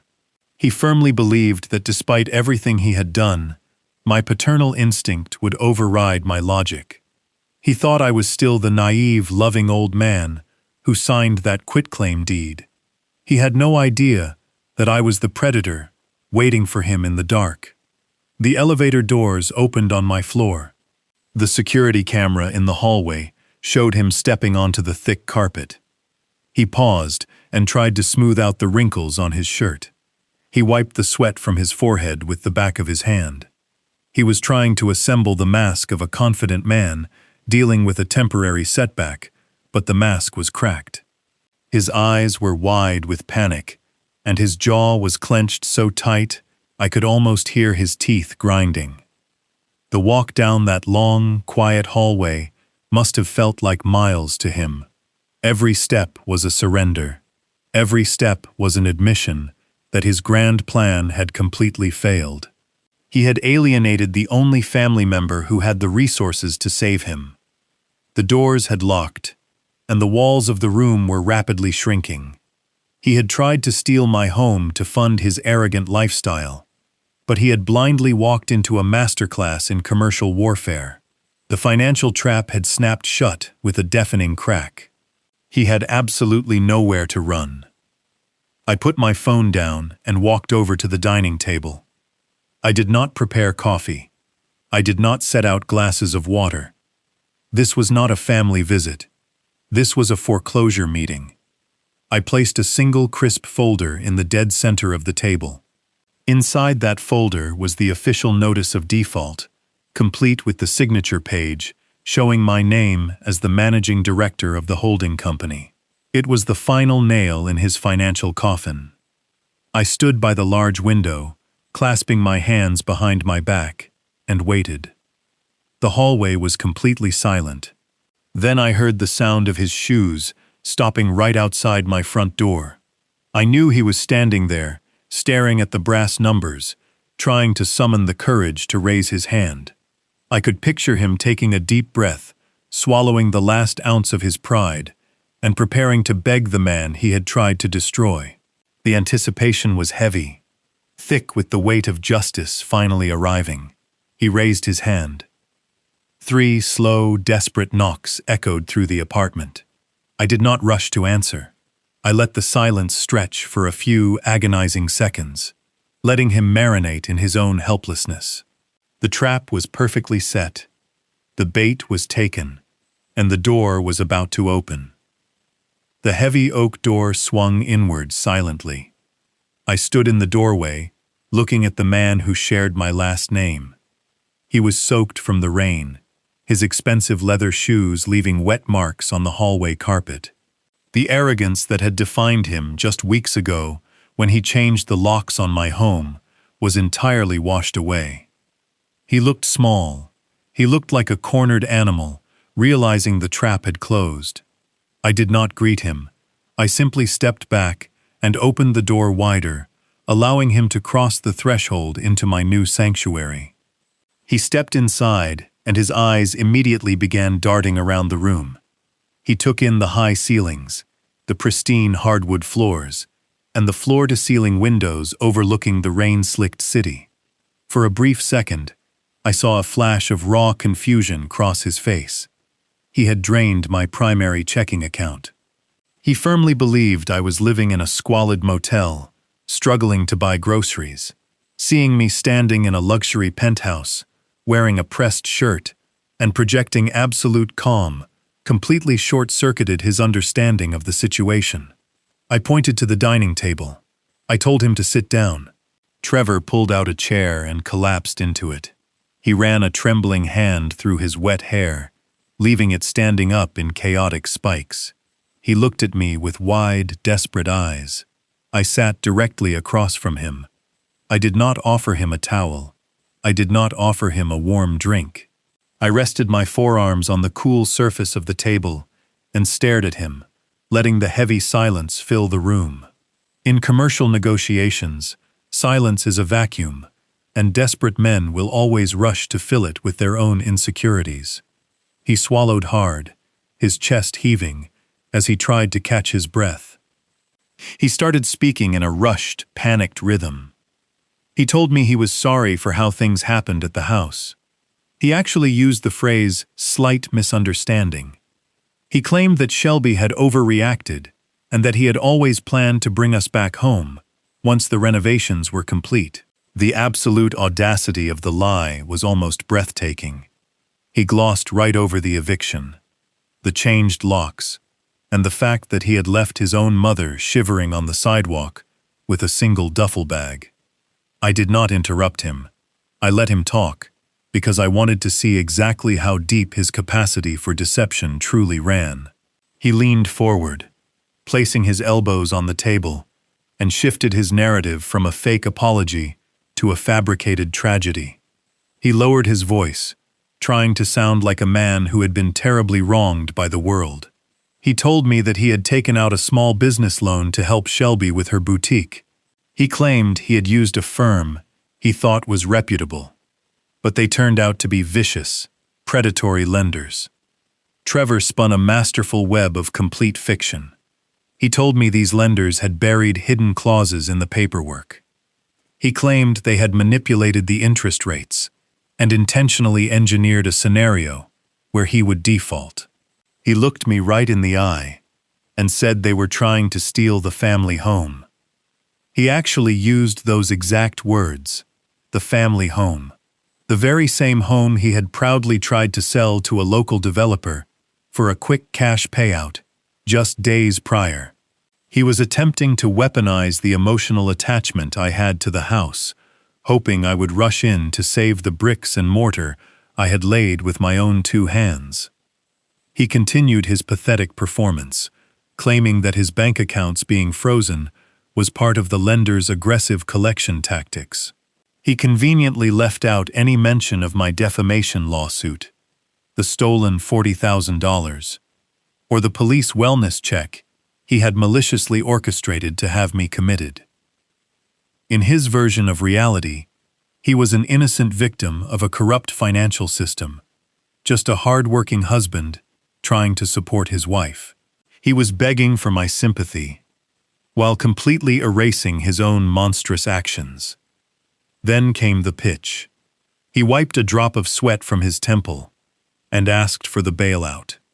He told me he knew I still had powerful connections from my 4 decades in the commercial contracting business. He mentioned the wealthy developers, the union bosses, and the private investors I used to drink beers with after closing major municipal projects. He leaned closer across the table, his eyes begging for salvation. He asked me to call in my favors. He asked me to secure a private emergency bridge loan to pay off the predatory lenders and save the house from foreclosure. He was asking me for $500,000, like he was asking to borrow a hammer. I sat perfectly still, absorbing the sheer magnitude of his manipulation. There was not a single ounce of genuine remorse in his body. He did not care about the pain he had caused Loretta.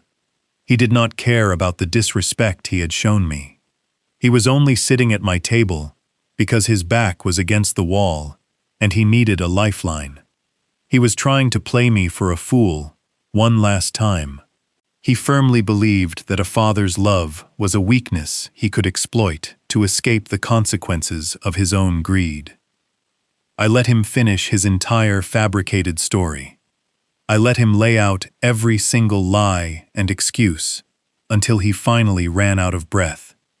He sat back in his chair, waiting for me to react. He expected me to be outraged by these imaginary predatory lenders.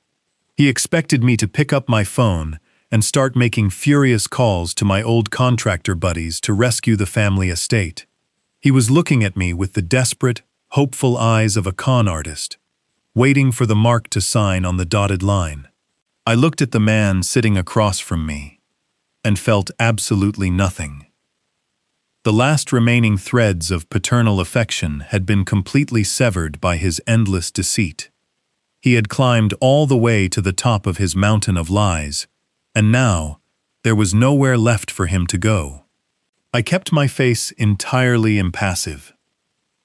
I reached out and rested my fingertips on the edge of the closed folder, sitting in the dead center of the table. The time for listening was officially over.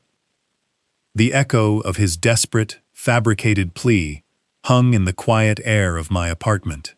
He had poured every ounce of his manipulative energy into selling me that lie about predatory lenders targeting our family home.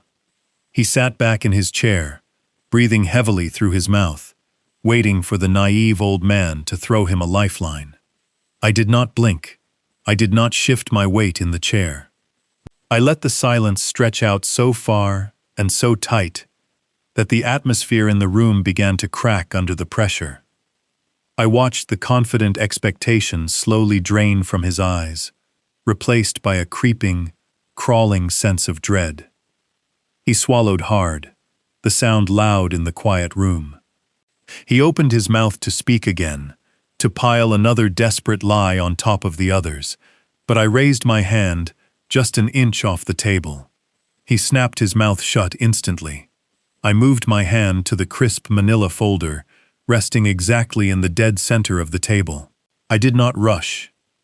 I moved with the slow, deliberate precision of a man who has spent 40 years measuring twice before making a single cut.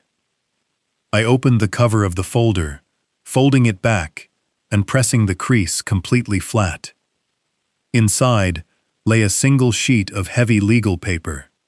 It was the exact same notice of default and intent to foreclose that the private process server had dropped into his trembling hands at his wife's luxury boutique earlier that afternoon. I placed my fingertips on the top edge of the document and slowly pushed it across the smooth surface of the table. The soft scraping sound of the heavy paper sliding over the polished wood was the only noise in the entire apartment. I pushed it until it stopped exactly an inch away from his folded hands. Trevor looked down at the paper, his brow furrowed in genuine confusion. He did not understand why his retired father was sliding him a copy of his own financial death warrant. He stared at the bold black letters at the top of the page. He recognized the document immediately. This was the monster that had driven him through the rain to my door. This was the anonymous phantom holding company that had bought his commercial loan, snatched away his escape route, and threatened to seize the house he had stolen from me. He let out a shaky breath, assuming I had somehow intercepted his mail, or that my lawyer had discovered his total financial ruin through the public court filings. He looked up at me with wet, panicked eyes. He pointed a shaking finger at the document and started to speak, his voice trembling with a mixture of fear and false relief. He told me that this was the exact document he was talking about. He claimed this was the proof of the predatory lenders trying to steal the estate.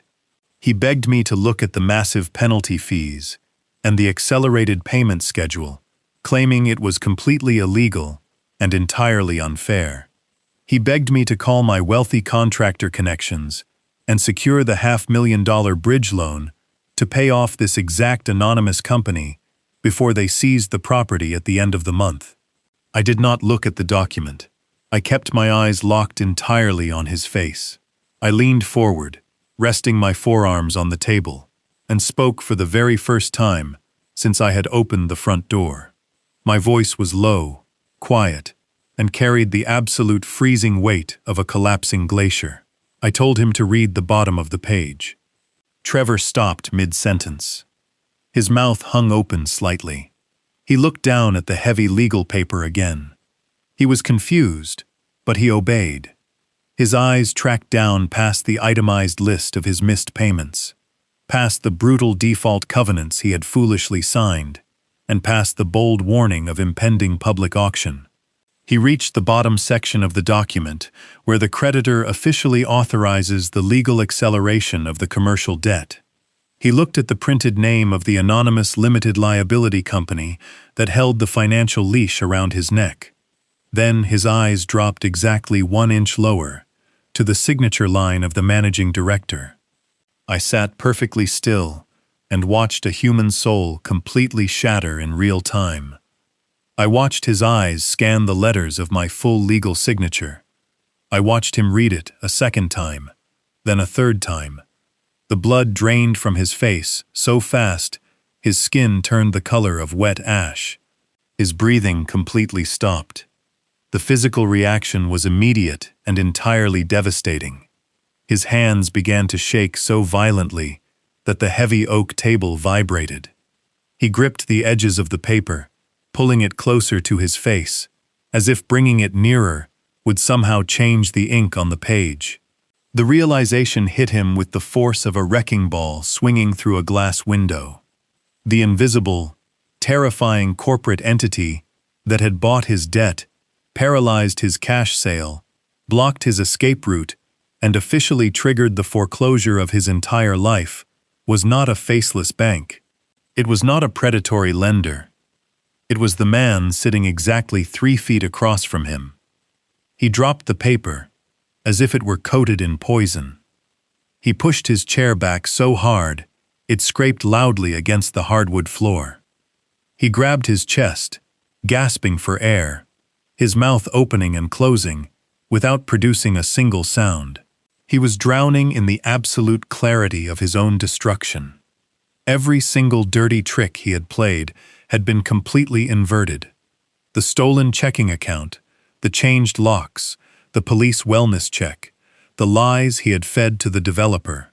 All of it had been useless. He had never been in control. He had been a mouse running through a maze entirely designed, built, and locked by his own father. He looked up at me, and the absolute raw terror in his eyes was something I will never forget for the rest of my life. He finally understood that he had not just made a bad business decision. He had declared war on a man who had spent 4 decades burying ruthless competitors in commercial concrete. He had tried to strip me of my dignity, and in return, I had systematically engineered a scenario where he was legally, financially, and entirely ruined. He tried to speak. He stammered my name, a weak, broken syllable stumbling out of his throat. He shook his head back and forth, unable to comprehend the sheer magnitude of the trap he had walked into. He realized that the money he was begging for, the $500,000 bailout he desperately needed to save himself, was currently sitting securely in my hidden private trust. He realized that I owned his debt, I owned his house, and I owned his entire future. I sat back in my leather chair and folded my hands. I watched him suffocate under the crushing weight of his unearned arrogance, finally collapsing on his own head. There was no screaming. There was no dramatic argument. There was only the cold, surgical execution of perfect justice. The silence in the room stretched out again. But this time, it was not a waiting silence. It was the silence of a kingdom that had just been utterly and permanently conquered. The air in the apartment was completely still. I sat across from my son and watched his chest heave as he struggled to pull oxygen into his lungs. The reality of his absolute defeat had paralyzed him. He was waiting for me to yell or to demand an apology for the way he had treated his mother and me. He was waiting for the emotional explosion that usually follows a family betrayal. But I had no anger left to give him. Anger is an emotion reserved for people you still care about. I felt nothing but the cold, mechanical precision of a contractor, calculating the final load-bearing capacity of a condemned building. I leaned back in my leather chair and began to break down the math. I kept my voice entirely flat and clinical. I told him to listen very closely because his entire future was contained in the numbers I was about to recite. I started with the principal balance of the commercial loan he had taken out to save the boutique, $400,000. I added the aggressive default penalties he had triggered the moment he missed his first payment. I added the compounding daily interest that was currently accumulating on the delinquent balance. I then added the extensive legal fees my anonymous limited liability company had incurred to secure the debt and process the foreclosure notice. The total outstanding balance was now approaching $500,000. Trevor stared at me with hollow eyes. He slowly shook his head and begged me to just take the deed to the house. He offered to sign the property back over to me right then and there. He said he would walk away with nothing and leave the house to me so I could move back in with Loretta and we could all pretend this never happened. He fundamentally misunderstood the situation. I looked him directly in the eye and told him I did not want the house. I told him the home I built with my own hands had been completely tainted the moment he changed the locks and left his mother standing on the sidewalk. I had absolutely no intention of ever sleeping under that roof again. I explained exactly what was going to happen next. The house was not going back into my name. It was going directly to the county courthouse steps for a public foreclosure auction. I told him how public auctions work. I explained that properties sold at foreclosure rarely fetch fair market value. They are bought by cash investors and flippers looking for a steep discount. The house would likely sell for far less than the $500,000 he currently owed my holding company. I paused to let that information sink into his mind. I watched him try to process the legal implications of a deficit. I leaned forward and explained the concept of a deficiency judgment. When a foreclosed home sells for less than the outstanding loan balance, the remaining debt does not magically disappear. The lender has the legal right to sue the borrower for the difference. I told him that my company was going to pursue that deficiency judgment to the absolute fullest extent of the law. The blood drained from his face all over again. I laid out his next 10 years in agonizing detail. I told him that once the court granted the deficiency judgment, my lawyers would immediately file for wage garnishment. Every single time he earned a paycheck, a percentage of his wages would be automatically intercepted and deposited directly into my trust account. Every time Shelby sold a piece of clothing or worked a register at a new job, a portion of her income would be legally diverted to me. They would be working for me for the next decade. Every vacation they tried to take, every luxury car they tried to lease, and every comfortable meal they tried to buy would be stripped away by the crushing reality of their garnished wages. He was going to spend the prime years of his adult life paying me back for the privilege of trying to steal my home. They had wanted to live like royalty on my dime, and now they were going to live like indentured servants to pay off their arrogance. The financial prison he had built for himself had no windows and no escape hatches. His credit was completely destroyed. His business assets were frozen by the defamation lawsuit. He was utterly bankrupt in every conceivable way.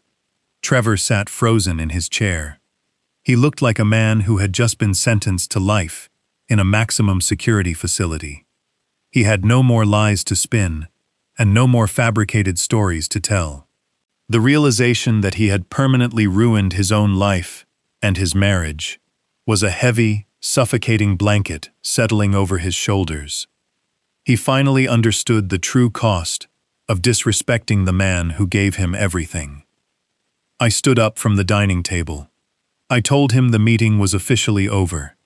I instructed him to go back to the house he no longer owned and start packing his belongings.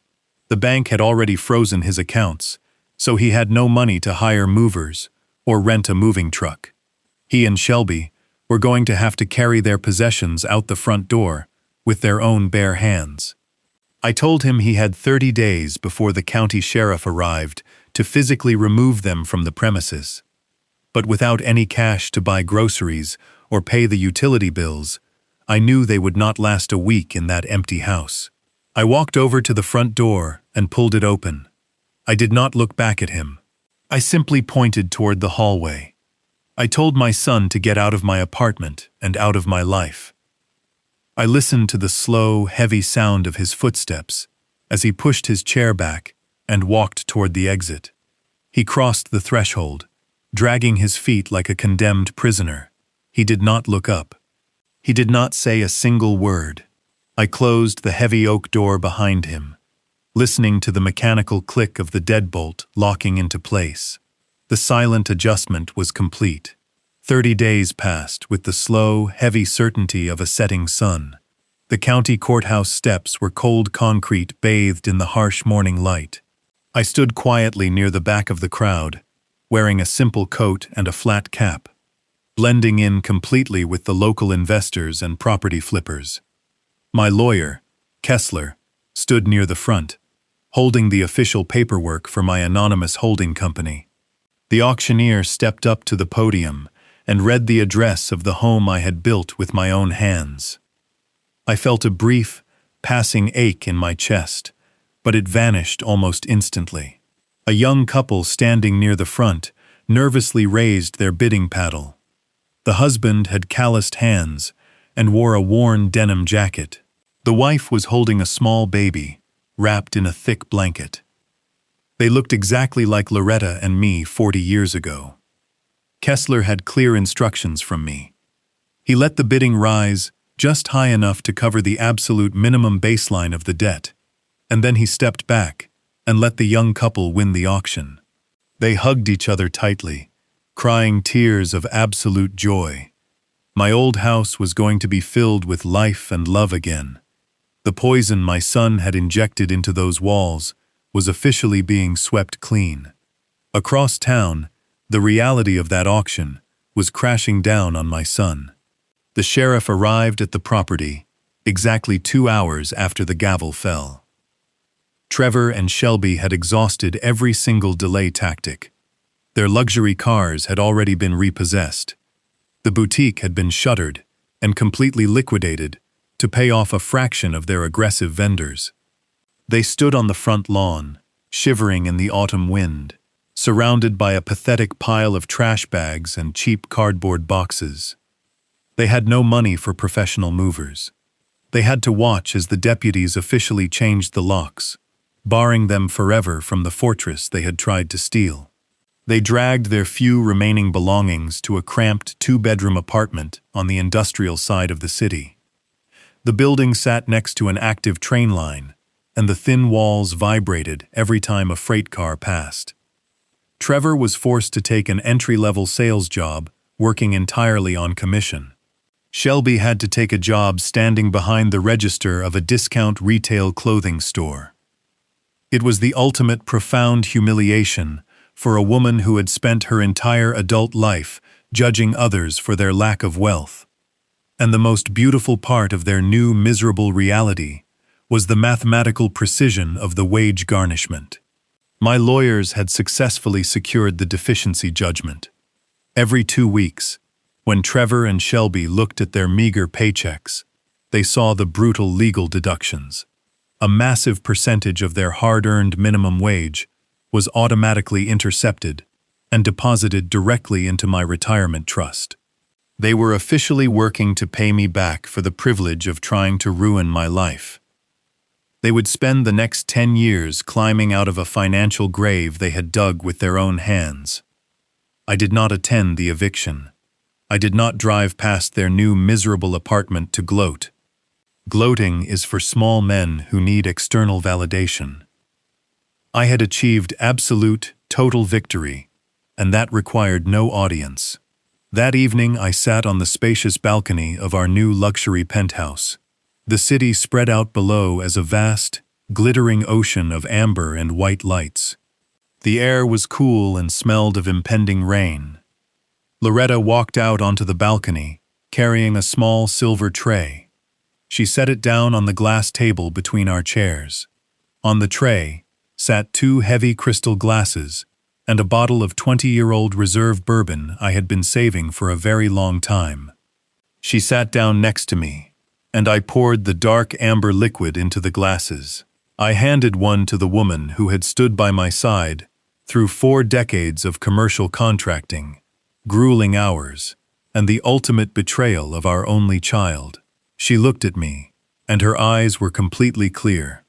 The fear and the sadness that had clouded her vision on that terrible day at the front gate were entirely gone. She was safe.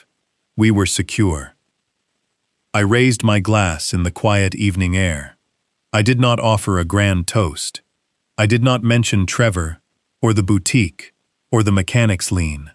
I simply looked at my wife and gently tapped my crystal glass against hers.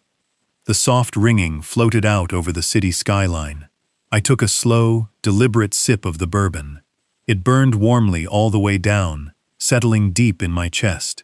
The silent adjustment was entirely finished, and our peace was permanently restored. When a builder constructs a home, they understand the intimate weight of every brick, the cost of every nail, and the exhaustive labor required to pour a foundation that will outlast the storms. When a person simply inherits that home or demands it, they only see the pleasant view from the window. This is the tragic foundational lesson of our story. Providing for your family should never equate to shielding them from the reality of hard work. By pouring 40 years of commercial contracting profits into creating a seamless, frictionless life for Trevor, Vern unwittingly removed the very friction required to build a strong, resilient moral character. We often confuse giving our loved ones everything with giving them the right things. A financial safety net is meant to catch someone when they inevitably stumble. But when that net is transformed into a comfortable hammock, it breeds a catastrophic level of arrogance. Trevor's willingness to lock his own mother out on the cold street did not happen overnight. It was the dark culmination of a lifetime spent confusing his father's generosity with his own personal birthright. The lesson here is brutal but necessary. Unearned wealth does not create gratitude. It creates an insatiable, blinding entitlement. If you hand someone the keys to a kingdom they did not defend, do not be surprised when they eventually lower the portcullis and leave you standing outside in the moat. The second pillar of this lesson rests on the dangerous societal assumption that blood relations automatically equal safe investments. Vern signed the quitclaim deed and added his son to his primary checking account out of pure, unfiltered parental love. He genuinely believed he was safeguarding his wife's future against estate taxes and modern digital banking hurdles. Instead, he handed a loaded financial weapon to a desperate, greedy man. Love should absolutely be unconditional, but financial access, legal power, and property rights must be bound by impenetrable boundaries and verified trust. We are conditioned to believe that questioning a family member's motives is an act of betrayal. We are taught that family is family, a blanket phrase often weaponized to excuse the most egregious toxic behavior imaginable. But the reality of the modern world is entirely different. Legal contracts, property deeds, and bank accounts do not recognize emotional bonds. They only recognize legal authority. The devastating takeaway is that you must protect your assets from entitled children, just as fiercely as you would protect them from a stranger on the street. Your life's work, your retirement, and your physical sanctuary cannot be secured by a handshake and a shared last name. Trust is a beautiful gift to offer, but it must be continuously audited, and it must never supersede your own fundamental self-preservation. When faced with ultimate betrayal, the raw human instinct is to ignite. We want to scream, to demand explanations, to break down the doors, and force the betrayer to acknowledge our immense pain. But Vern's journey teaches us that emotional explosions are a severe tactical failure. Rage is a massive leak in your foundation. It gives your opponent exactly what they want, proof that they have successfully wounded you and justification for their own defensive actions. The most powerful response to profound disrespect is the silent adjustment. By picking up Loretta's bag and walking away without a shouting match, Vern retained absolute, terrifying control over the narrative and his own faculties. He did not waste his energy trying to reason with a son who had already decided to treat his parents as collateral damage. Instead, he channeled that energy into clinical, mechanical strategy. The lesson is that you do not need to attend every single argument you are invited to. When someone shows you they are willing to destroy your life for their own gain, you do not ask them why. You simply step out of the blast radius and begin systematically dismantling their supply lines. Silence is terrifying to a manipulator because they cannot negotiate with a ghost. By removing his emotional reactions from the board, Vern forced Trevor to fight a war on a purely factual, legal, and financial battlefield. A battlefield where an arrogant, desperate retail owner never stood a chance against a seasoned commercial contractor. Furthermore, one of the absolute hardest things for any parent, partner, or friend to do is to step aside and let gravity take its natural course. We are biologically wired to rescue our loved ones from their mistakes. Even when Trevor was staring down the barrel of a $500,000 foreclosure, he still fully expected his father to tap into his network and bail him out. He expected to be saved from the roaring fire he had intentionally started. The profound lesson Vern delivers is the gift of unavoidable consequences. True justice does not always require you to strike a physical or verbal blow. Sometimes it simply requires you to stop catching the person who is repeatedly jumping off the cliff. Vern did not steal Trevor's money. He merely legally acquired the debt Trevor had voluntarily and recklessly signed for. Vern did not force Trevor to lie to the state authorities. He merely handed those authorities the irrefutable, independently verified proof that Trevor was a malicious liar. Every single devastating outcome, the bankruptcy, the eviction, the decade-long wage garnishment, was the direct mathematical result of Trevor and Shelby's own unchecked greed. If you spend your entire life rescuing toxic people from the consequences of their actions, you are not helping them grow. You are actively funding their destructive behavior.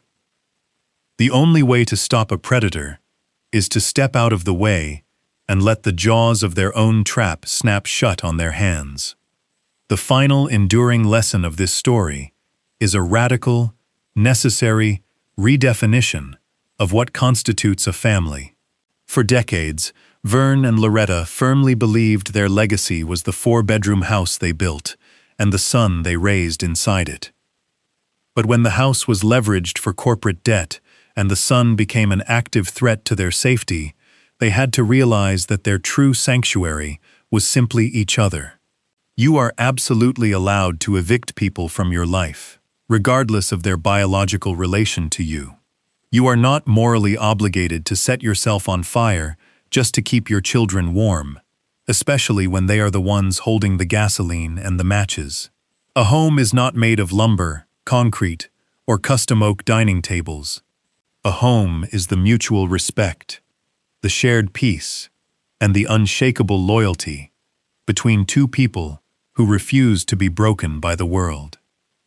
By allowing the physical house to be sold at public auction to a new deserving family, Vern proved that he was no longer a prisoner to his own nostalgic past. He let go of the physical bricks to save his spiritual foundation. We must all learn to walk away from the structures and the people that no longer serve our peace or respect our humanity. Dignity is not inherited. It is built, maintained, and sometimes it must be fiercely and unapologetically defended. In the end, the ultimate wealth is not a hidden trust fund, a massive commercial property, or a bloodline. The ultimate wealth is sitting on a balcony with the person you love, watching the storm pass, knowing you weathered the absolute worst of it, and your foundation never cracked. Let me know in the comments if you have ever had to walk away from toxic family members to protect your own peace and sanity.